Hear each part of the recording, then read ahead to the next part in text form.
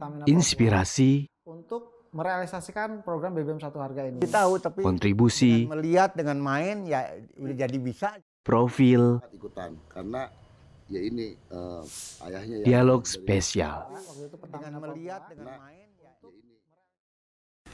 Assalamualaikum warahmatullahi wabarakatuh, pemirsa MTA dimanapun Anda berada. Selamat datang dalam program Dialog Spesial, kali ini bersama saya Fitria Ayu Habibah. Nah pemirsa, dalam memperingati Hari Bidan Nasional, tim Dialog Spesial telah berhasil mewawancarai seorang narasumber. Beliau adalah seorang bidan, yaitu Ibu Rahma Haula. Langsung saja kita simak hasil wawancara kami bersama beliau. Assalamualaikum warahmatullahi wabarakatuh. Asyhadu alla ilaha illallah wa asyhadu anna Muhammadar Rasulullah. Perkenalkan, nama saya Bidan Rahma Haula. Saya lulus jadi bidan itu tahun 2005. Setelah lulus, saya bekerja dari praktek bidan ke praktek bidan untuk mencari ilmu pengalaman dulu gitu ya. Terus saya merambah ke klinik, terus ke rumah bersalin, terus akhirnya ke rumah sakit, dan sampai dengan perjalanan saat ini saya bekerja di instansi pemerintahan di puskesmas di Kota Tangerang Selatan.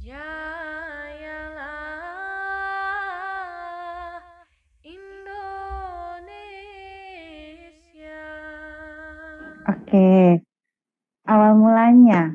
Jadi gini, semuanya kalau kuliah itu rata-rata disuruh dulu, diarahkan oleh orang tua. Diarahkan oleh orang tua untuk menjadi pokoknya anaknya ada yang di dunia kesehatan deh, paling enggak satu gitu. Dan itu keputusannya akhirnya sayalah yang dipilih untuk menjadi di dunia kesehatan. Orang tua memilihnya ya udah jadi bidan deh satu gitu. Akhirnya ya saya nurut sama orang tua. Akhirnya saya ikut kuliah lah, menjalani kuliah kebidanan selama 3 tahun. Pada dasarnya senang sama dunia anak-anak gitu ya, senang main sama anak-anak. Terus waktu sekolah juga pelajaran biologi ya oke, nggak terlalu oke tapi ya lumayan lah gitu. Dan ternyata dalam proses perjalanan itu saya merasa nyaman, mencintai, dan akhirnya jadi memberikan edukasi kesehatan sama orang-orang tuh mereka, apalagi kalau mereka udah nurutin yang kita kasih edukasi terus dan berhasil buat mereka, itu rasanya satu kebanggaan tersendiri, kepuasan tersendiri kayak gitu. Jayalah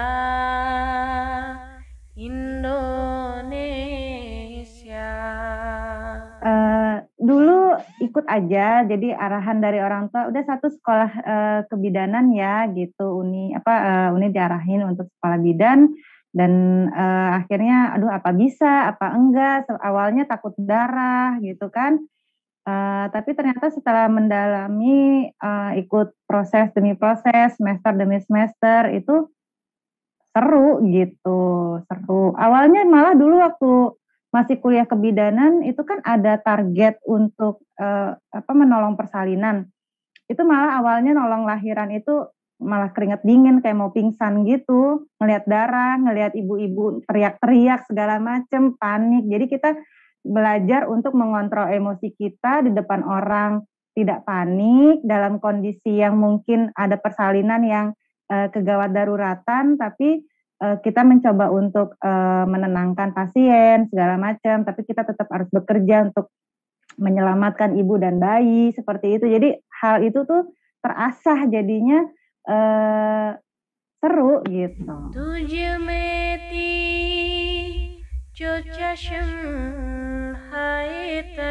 Awalnya memang nggak mudah ya, karena kita harus dinas malam ya, orang di mana istirahat kita begadang gitu, di mana orang bekerja kitanya udah teler gitu ya, udah ngantuk tidur kayak gitu-gitu. Awalnya sih agak susah, tapi dengan berjalannya waktu dari semenjak kuliah udah terasah seperti itu, dari rumah sakit ke rumah sakit lain, dari puskesmas ke puskesmas lain, ditempas oleh bidan-bidan senior yang lain, bagaimana mereka menghadapi pasien segala macam, mengatur pola hidup istirahatnya mereka juga kayak gitu, jadinya alhamdulillah udah terbentuk sendiri kayak gitu.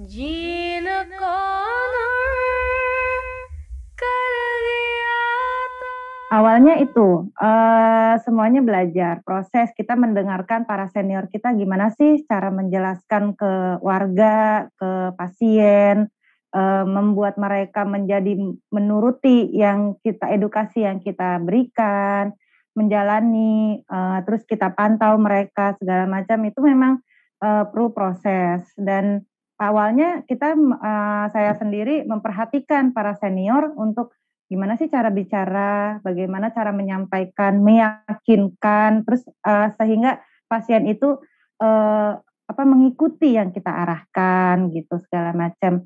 Dan ya itu macam-macam, ada yang nurut, ada yang iya di depan tapi nggak dijalanin, ada yang langsung frontal ya, tapi itu kembali lagi gimana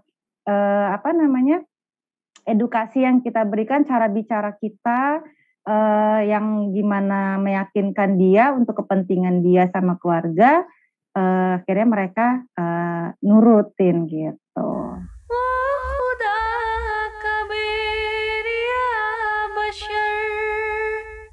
Awalnya perasaannya terharu ya. Ya Allah, ternyata ibu kita tuh ngelahirin kita kayak gitu ya gitu. Terus ya sekarang udah jadi ibu ya ternyata proses persalinan tuh ya seperti itu gitu ya. Yang benar dikatakan bahwa 1000 penyakit jadi satu kayak gitu. Udah di ujung nyawa segala macam ya, kayaknya hal itu memang betul gitu. Karena betapa harus sepenuhnya gitu loh tenaga ibu itu keluar, tekadnya si ibu itu keluar tuh perlu banget. Kalau ibunya nggak yakin untuk nggak bisa lahir ya itu proses persalinan itu akan terhambat juga. Diberikan berbagai macam proses persalinan itu yang dari mudah, sedang sampai yang agak sulit kayak gitu. Ada yang tapi ya itu dijalani bismillah ya. Nah, tujuan kita menolong orang lain, tujuan kita biar ibu dan bayinya selamat seperti itu. Banyak kasus-kasus yang perdarahan, plasentanya lengket, bayinya keluar lahir itu nggak nangis, gimana cara kita buat bayi itu menolong bayi itu biar sampai nangis, bernafas normal segala macam. Itu memang perjalanan dan pengalaman yang lumayan panjang gitu.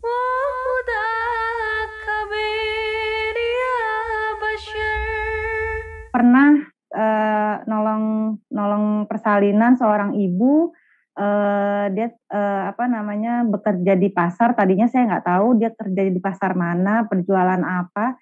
Terus waktu itu proses persalinannya itu bayinya nggak nangis segala macam ya, nggak nangis. Terus kita bantu di situ sampai bayinya alhamdulillah selamat gitu ya, selamat.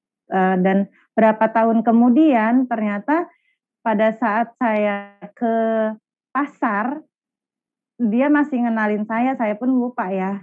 Dan itu ada anak itu gitu. Ada anaknya, Ibu, Bu Bidan, ini yang waktu itu dilahirin gitu. Waktu itu ini yang dilahirin sama Bu Bidan udah besar.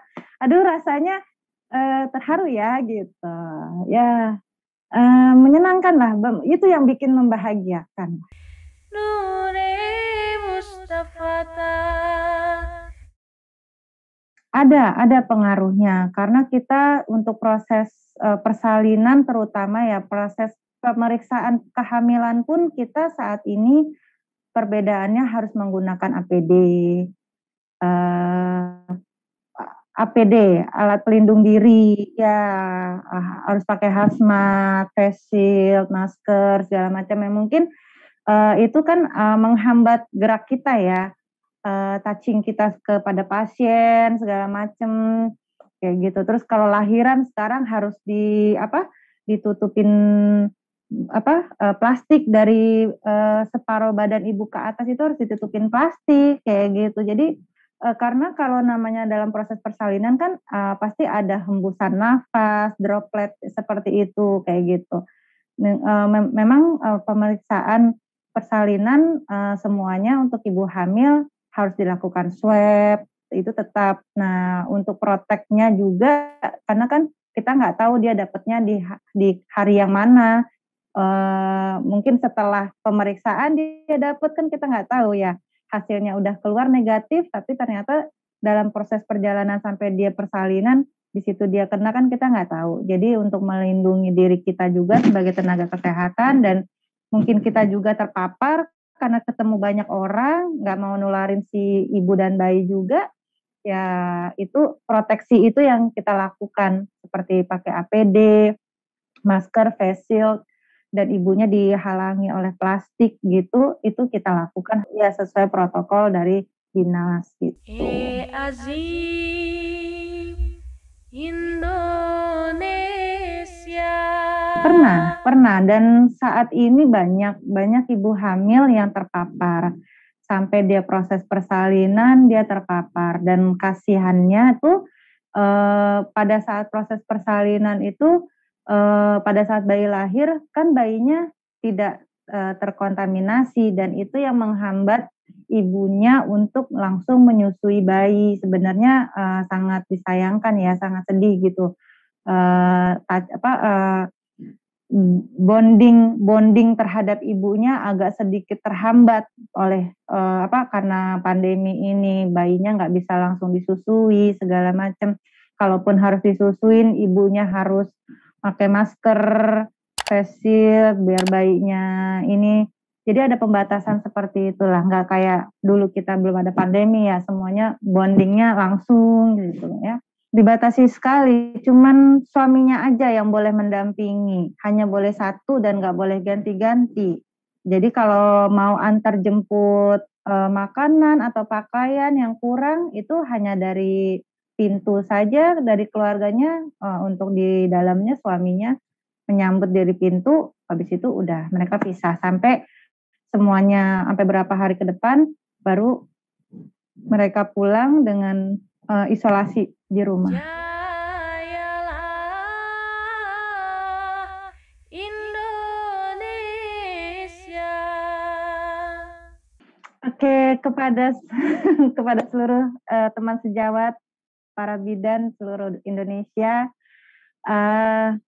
semangat terus meskipun dalam pandemi saat ini kita sama-sama berjuang terus, kita tolong persalinan ibu dan bayinya dengan sehat selamat, menurunkan angka kematian ibu dan bayi. Pandemi bukan kendala.